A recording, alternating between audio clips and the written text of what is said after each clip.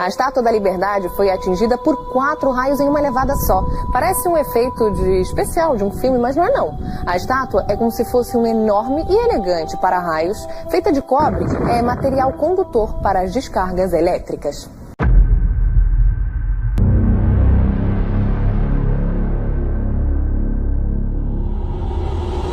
Segundo o primeiro-ministro libanês Hassan Diab, a explosão pode ter sido causada por nitrato de amônio. O governo do Líbano disse que as investigações sobre a explosão do porto de Beirute vão levar em consideração a possibilidade de interferência externa. Hoje, o número de mortos pela tragédia subiu para 154 e dezenas de pessoas continuam desaparecidas.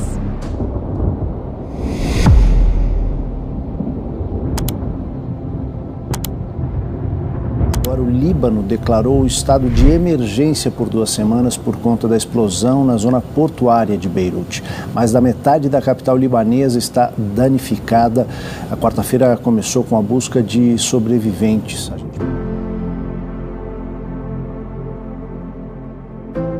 Além da crise política, a realidade devastadora. As Nações Unidas alertam também para o perigo de crises humanitária e de abastecimento, já que o porto por onde chegavam os alimentos e suprimentos foi destruído. E o Líbano importa 85% do que consome. E quebrado em todos os sentidos, depende de ajuda.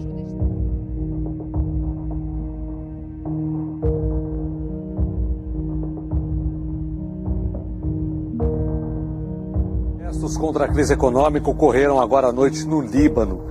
Na capital Beirute, manifestantes saíram às ruas pedindo a renúncia do premier Hassan Diab, que tomou posse no começo do ano. Militares do exército tentaram dispersar a multidão com bombas de gás.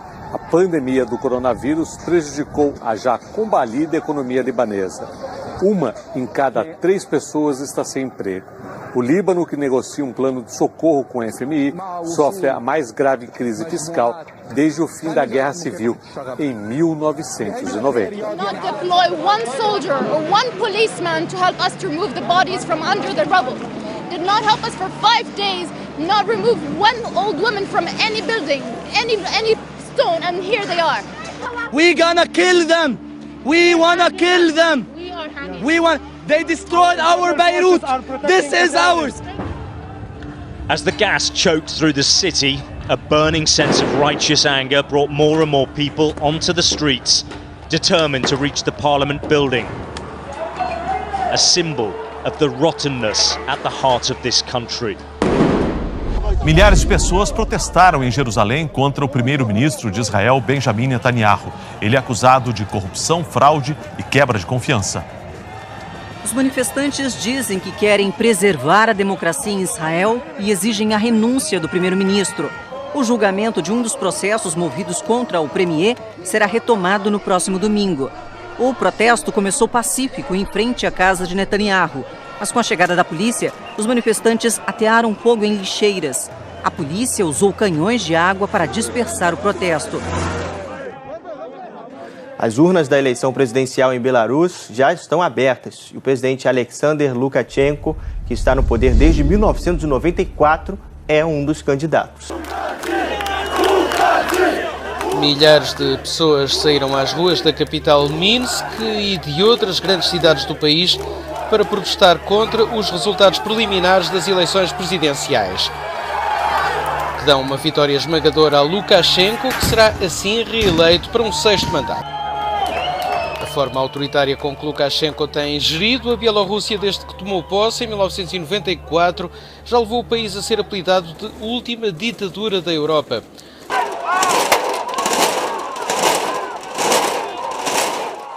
Na Bolívia, manifestantes saíram às ruas de principais cidades do país para protestar contra o adiamento das eleições gerais para outubro. É a segunda semana de protestos. Estradas de acesso às principais cidades do país estão bloqueadas. Os manifestantes acusam a presidente interina, Jeanine Áñez, de usar a pandemia para ficar no poder. Continue dispersing from the area. You are subject to arrest if you do not disperse. Nos Estados Unidos, a polícia prendeu pelo menos 100 pessoas que invadiram e saquearam lojas de um luxuoso centro comercial de Chicago. 13 policiais ficaram feridos. Os distúrbios começaram depois de um tiroteio policial em outro bairro da cidade na noite de domingo. A prefeita da cidade disse que não há justificativa para a ação criminosa e prometeu punição severa aos envolvidos.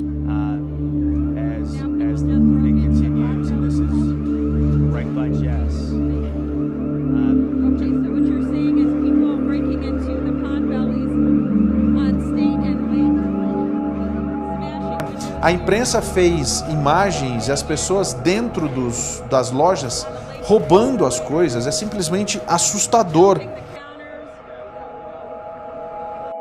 A cidade de Guriê, na província de Jeollanan, na Coreia do Sul, por pouco não foi submergida pelas fortes chuvas que atingiram também a zona rural. Os rebanhos ficaram apenas com a cabeça para fora d'água, nadando para salvarem suas vidas. Muitos animais escaparam pelas estradas e foram parar até mesmo nos telhados das casas, quando buscavam refúgio, tentando fugir das águas que subiam rapidamente. Cenas similares foram vistas por todo o condado.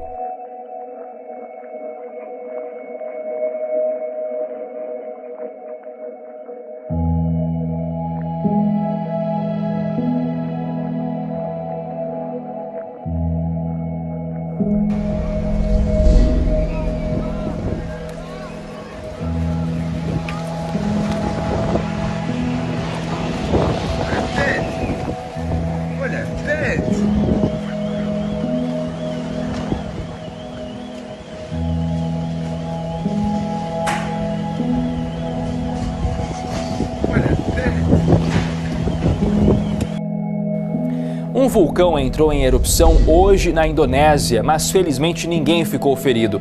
Uma nuvem de cinzas de 5 quilômetros de altura foi formada, foi vista. Testemunhas ouviram um forte barulho que parecia de um trovão.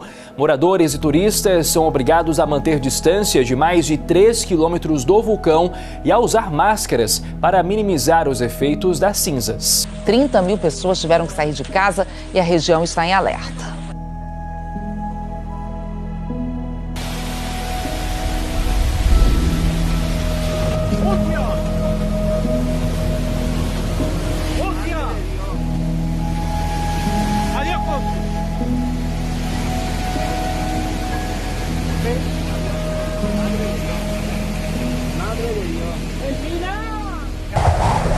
Sete pessoas morreram por causa das cheias que atingiram a ilha grega de Eubea este fim de semana.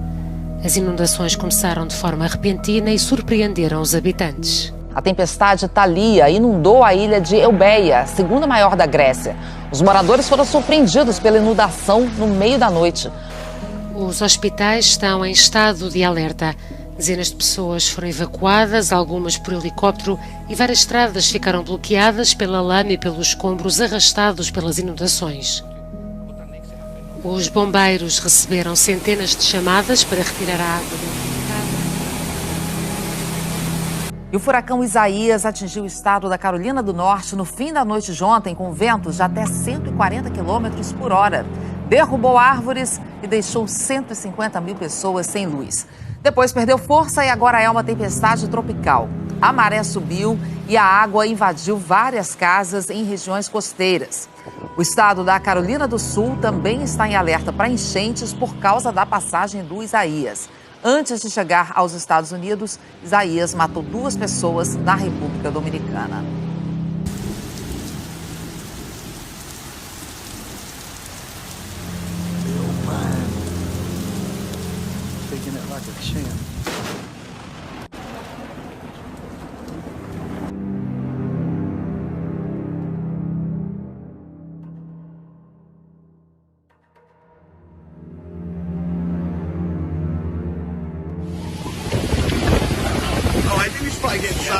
There it goes, right on the van. Oh, Jesus. Oh no! Oh, there goes my roof.